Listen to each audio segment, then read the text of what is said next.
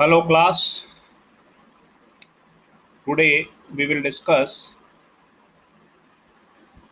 implementation of queue using an array. So as you have already implemented stack using array, so this will be now little simpler for you to implement a queue. So let us start with how to write a program to implement a queue using an array. So here I have mentioned that first of all you will include the files as we have practiced that will follow some certain steps. So file inclusion. So which files? stdio.h and conio.h. Then you will write the global variables. So here you will take one array of size 10, say int q 10. So I have taken this size 10 array for q and two indexes which are integer front and rear. So front equals to -1 and rear equals to -1. As we have discussed in previous class, that front equals to -1 and rear equals to -1 shows that the queue is empty initially. Now prototype of functions. So we'll be creating two basic function nq and dq and one display.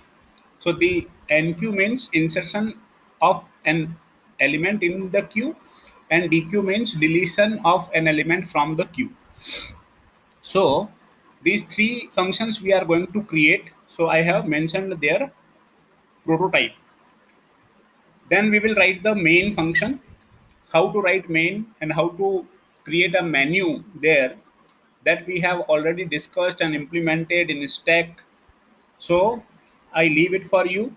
You will give options like insert, delete, display and exit to the user, and the user can repeatedly choose uh, some action. So menu will be created in main, already clear to you as you have implemented in stack in previous class. Now let us see how to write the enqueue and dequeue and display functions for a queue.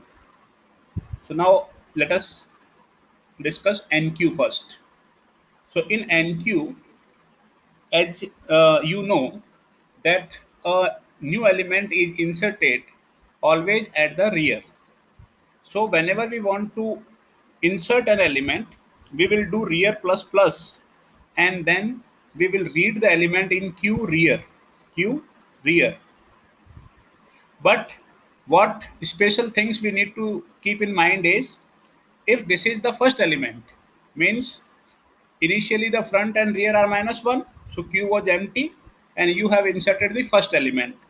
So you have done rear plus plus. So rear has become 0. So first element will come to 0. But you will also set the front to 0. Otherwise front will remain -1. So front is not -1 because one element has come. So when there is only first element we have inserted, we need to take a special action. Otherwise you will do only rear plus plus and q में value डाल देंगे. But if this was the first element, you will set the front equals to 0. If q is full, how that you will check? You will check using rear. So if rear is at maximum position, then q is full. But that overflow can be of two type. Q is rear is at maximum and front is 0. Then it is actual overflow. Rear is at maximum but front is not 0. That is virtual overflow. So this is how to implement NQ. So let us write NQ function here. So I have written here void NQ, and I have taken this integer x. Semicolon you put here. I have forgotten this semicolon. Otherwise, when you'll run the program, it will show some error and you can correct it. So if rear equals to 9, so that is what my maximum position is, because I have taken integer q equal q 10, 10 size, so maximum is 9. So if this, then it is an overflow. But see, for simplicity, I have taken this only overflow, but you can take two types of overflow in queue: actual overflow and false overflow. So how you can do that? So instead of writing this only if rear equals to this, you write if rear equals to 9, then within the brackets of if, you can write if front equals to 0, then printf actual overflow, else printf false overflow. So a small code I have written here to give two type of messages for overflow: actual overflow and false overflow. So if overflow is there, it is handled in this if, and this else. So this else is from here to here. What we are doing? Else we are inserting the element. So printf enter the new element scanf this ampersand x rear plus plus rear को हमेशा plus plus करना है और q rear में value डाल देनी है. तो insertion is performed here, but only thing which we need to take care is if front is equals to -1 even after this insertion. So you have done insertion and front is -1, means this was the first element, then you set front equals to 0. So front is 0 now, and put get ch and close it. So this is what your enqueue function is.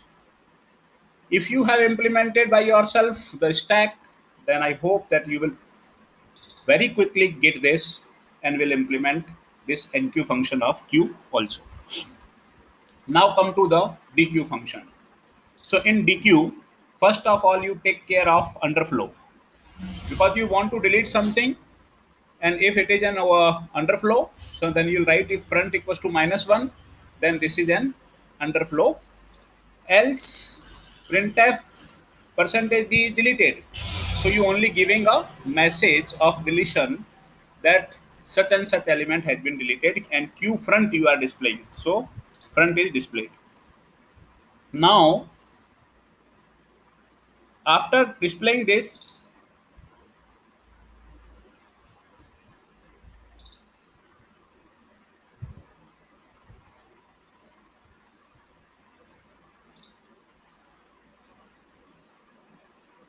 okay, after displaying this, if front equals to rear, that means there was only one element, because whenever there is one element in queue, you will find that front and rear are equal because only one element is there. So front is also pointing to the same element and rear is also pointing to the same element. So in that case, you will set front and rear both to -1, because you have removed that element also. There was only one element and it is also removed. So you will put -1 there. Else you will do front plus plus always. So front plus plus means you have removed one element from queue. But see, this is only the special case where front plus plus will not work. Say both there is only single element and that is at position number 7. Even then you need to delete it and then set both the front and rear to -1. So see again, this is underflow condition. If front equals to -1, printf underflow. Else you are giving the message which element is deleted, because there is no underflow, so definitely you will delete something. So this is deleted, and then you do the front plus plus, but this is the special case. If front equals to rear, then both are set to -1, else front plus plus. So this is then get ch, and this function is closed. So here are the major points on in dequeue.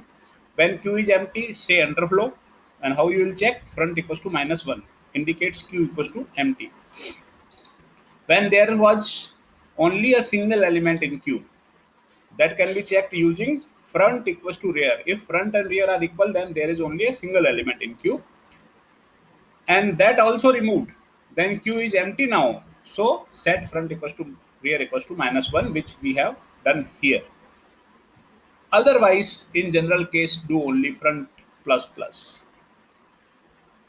Now we come to displaying the queue.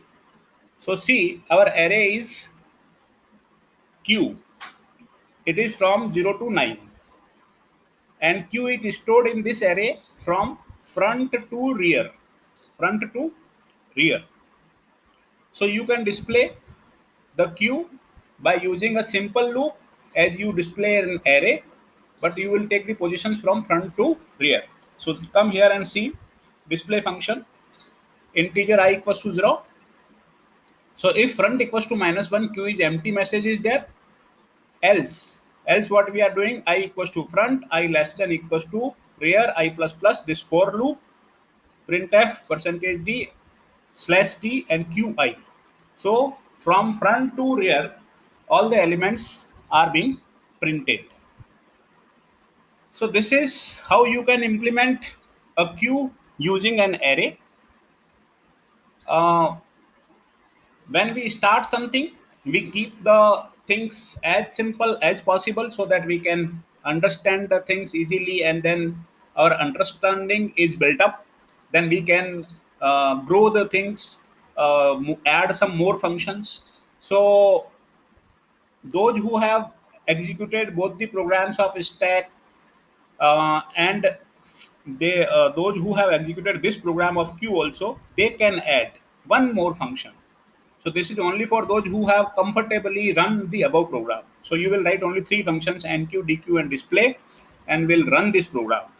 After running this, when everything is okay, you are satisfied with your program, then you can add a search function. So this search function you can add in this queue also, this you can add in stack also, this you can add in any data structure. So how to search in a linear data structure like queue? So I have mentioned here the search operation. See, when you want to search something, then you need to provide an element what you want to search. So user will give something to search. So these are integer x, I, and flag. Three values I have taken integer. You can take integer x, comma I, comma flag also. I have written in this way because I have mentioned these variables later on. I first keep writing the program, and whenever there was a need of variable, I wrote here. So I have taken integer x, semicolon, integer I, and integer flag 0. So flag, what is use of flag that we'll see. So we want to search something. See, first, if front equals to -1, that means queue is empty. So if queue is empty, why to ask the user enter some element you want to search? Because queue is empty, so tell the user that queue is already empty. Why you enter some value? So we are not asking for value here. Else means there is some element in queue. So let us first ask the user enter the value to be searched. So user will give you some value that you will scan in X. So scan a percentage the X. So here you have scanned. Now you want to search it. So what you'll do, from front to rear, I equals to, if this is a for loop, for I equals to front, I less than equals to rear, I plus plus. So front to rear, if qi means element of I is equals to x, means that value we are searching for. If it happens, if both are equal, this happens, then we will say the value found at location number this, and I we will display, means at what location it is found. And this flag will be changed from 0 to 1. So if value is found, this message will come and value of flag is changed. But if value is not found, this loop will keep going, going, going. Ultimately, this loop will terminate. And finally, we see if flag is yet 0. If flag is yet 0 means it have never entered in this if. It means value is not found. Then we will give this message value is not found. And then this else is closed and get ch and function is closed. So if you add this search function, accordingly you can change your menu also in main function. So go there, increase one option, press this for search, and accordingly in switch case you give one more case for search. So user will be able to search an element if she wants so. So do the queue program first without using search, then add search to it, and after adding search to it, you can update your stack program also, and you can add a simple search operation there also. So in this way, your data structures will have insert operation for insertion, deletion, displaying, and one new added function, search. So this is all for today's class. Problems of this class in this lecture can be discussed in uh, Google Classroom um, on 30th July, that is tomorrow. So all the best. Keep practicing. Thank you.